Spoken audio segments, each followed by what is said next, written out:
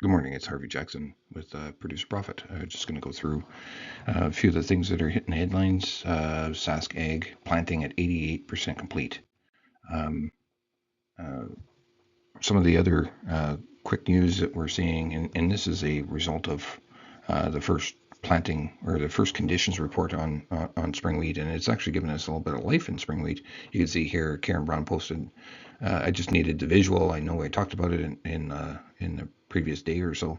The initial planting conditions being quite low, and you can see how it is in comparison to other years. And you can say that there's only 1 year since 1988 that you can say it was lower than where it is right now, which is pretty substantial.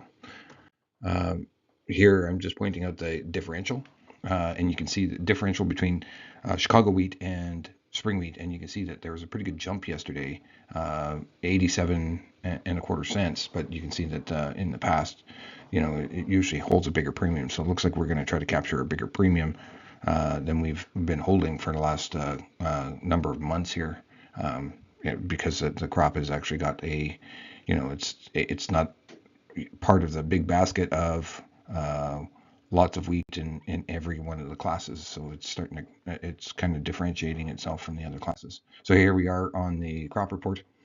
You can see here 88% completed. But what I might want to point out is it's 93 and 83 on canola. So 93 on spring wheat, 83 on canola, and lentils is almost at the 100% planted with the field peas as well.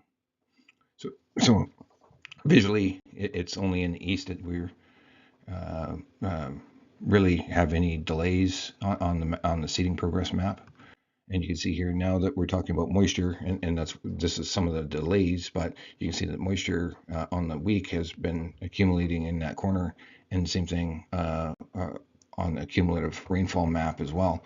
But when you look at your soil moisture, uh, there's a huge part of the province that's left out for sure. But there's some farmers still struggling to try to muck things in down in that area. The development map, we'll be paying attention to this more and more, but you can see that there is we'll just look at spring cereals. There's 13% of ahead of pace, and your pulse crop's 10%. So good on those sides. Canola is maybe neither side at 7%. Drought monitor map came out yesterday, and you can see that there's still a fair bit of drought in the mid and central parts of the states. Really, nothing really stands out for big shifting or changes. Spring wheat still stays at the same. Corn and soybeans both ticked up 1 percentage point, but a very low percentage of area in drought. This article is just talking about how corn and wheat have been maybe holding up yesterday, and soybeans are still stuck on going lower here.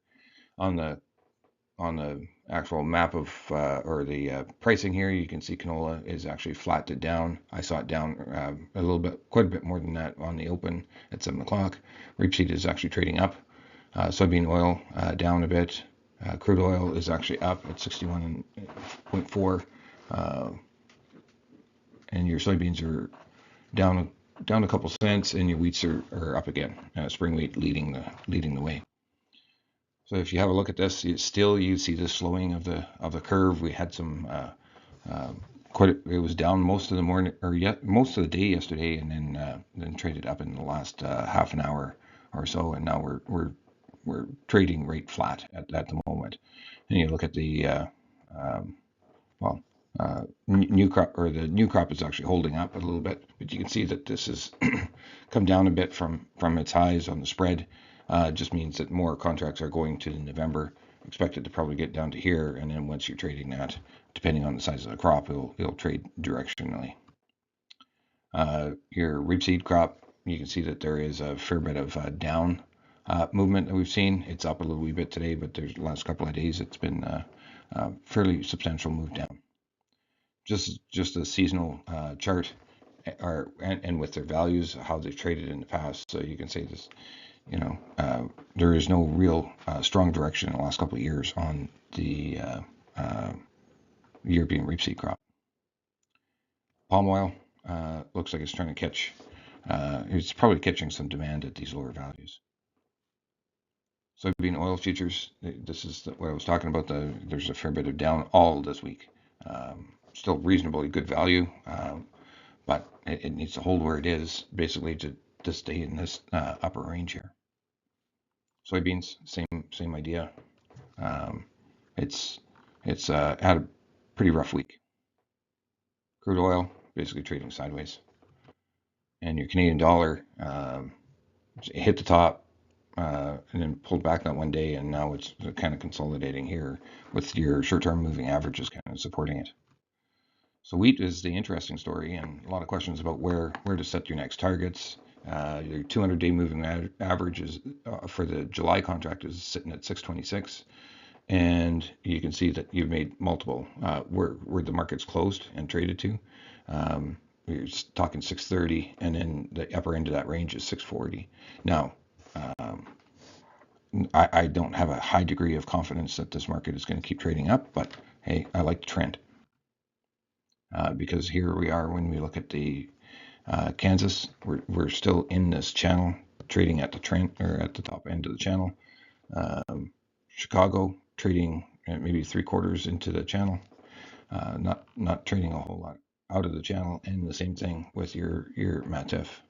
It's trading middle of the channel but downwards.